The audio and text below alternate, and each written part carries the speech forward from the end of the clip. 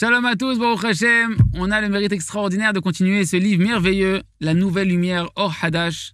Et donc on va entamer le deuxième chapitre, le secret, les amis, du libre arbitre. Depuis toujours, chaque être humain, toute l'humanité entière, a fait des tentatives sans cesse de pouvoir résoudre un petit peu l'énigme de l'existence de l'être humain. Quel est le but de la création de manière générale? Quel est le but de chaque être humain sur Terre? Mais nous, grâce à Dieu, le peuple juif, le Ham Israël, on a reçu ces messages-là et les définitions avec chaque but directement du Créateur lui-même. Et nos sages de mémoire bénie nous ont dévoilé que le Créateur, béni soit-il, il est le summum du bien et de la miséricorde.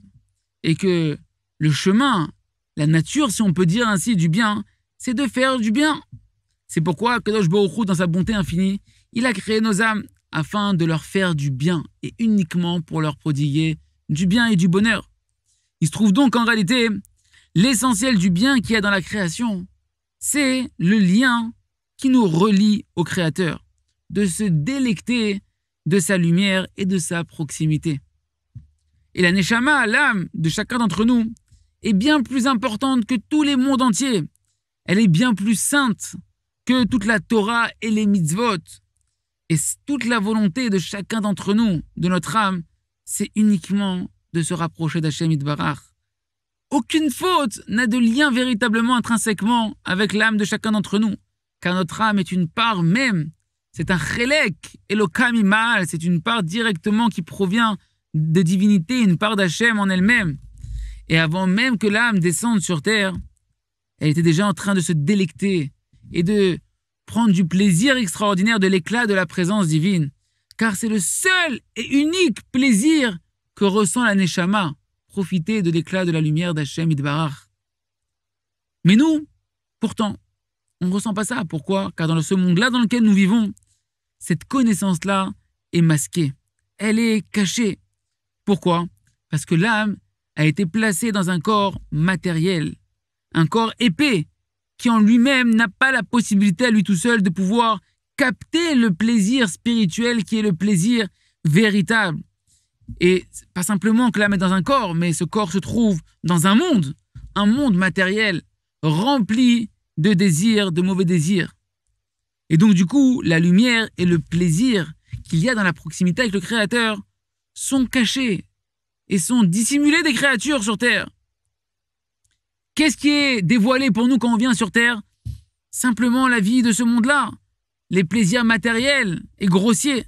C'est pourquoi un homme, au début, il est attiré naturellement par les plaisirs matériels et grossiers et non pas vers la finesse, le véritable plaisir, le véritable bonheur spirituel pour lequel il a été créé. Mais sache, nous dit le Rav, que c'est pas simplement ça.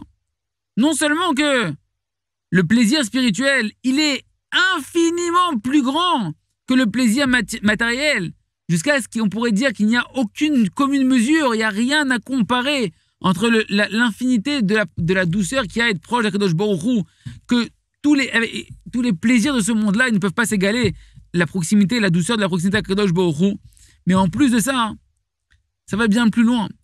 Ce que nous on appelle un plaisir matériel, si il est détaché du but spirituel, c'est-à-dire qu'on prend plaisir matériellement que pour le matériel, alors non seulement que ce n'est pas un plaisir qu'on peut comparer à un plaisir spirituel, mais en plus c'est la plus grande des souffrances qui existent pour l'âme. C'est le contraire total de l'essence de l'âme, de la nature profonde de l'âme telle qu'elle a été créée. Parce qu'en réalité, toute l'essence de la Neshama, c'est le lien qu'elle a avec le Créateur. Et ce lien-là, il se vivifie à travers l'accomplissement des mitzvot, des commandements du Créateur. C'est pourquoi, en réalité, le mot mitzvah, qui veut dire un commandement, c'est pas simplement un ordre. Mitzvah, étymologiquement, ça vient du mot tzavta. Tzavta, c'est une union, une union. Hachem, il t'ordonne de t'unir à lui. C'est un lien avec lui qu'il veut, à Kadosh Baruch Hu tisser. Il veut tisser un lien avec toi. Et chaque faute, en réalité, c'est le contraire même de l'essence de l'âme et de sa mission. C'est pour ça qu'en réalité, le mot qui veut dire une faute en hébreu, c'est le mot chet.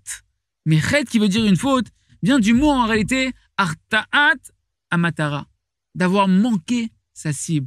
Lorsque tu fautes, tu es en fait passé à côté de ton objectif. tu as raté ton objectif.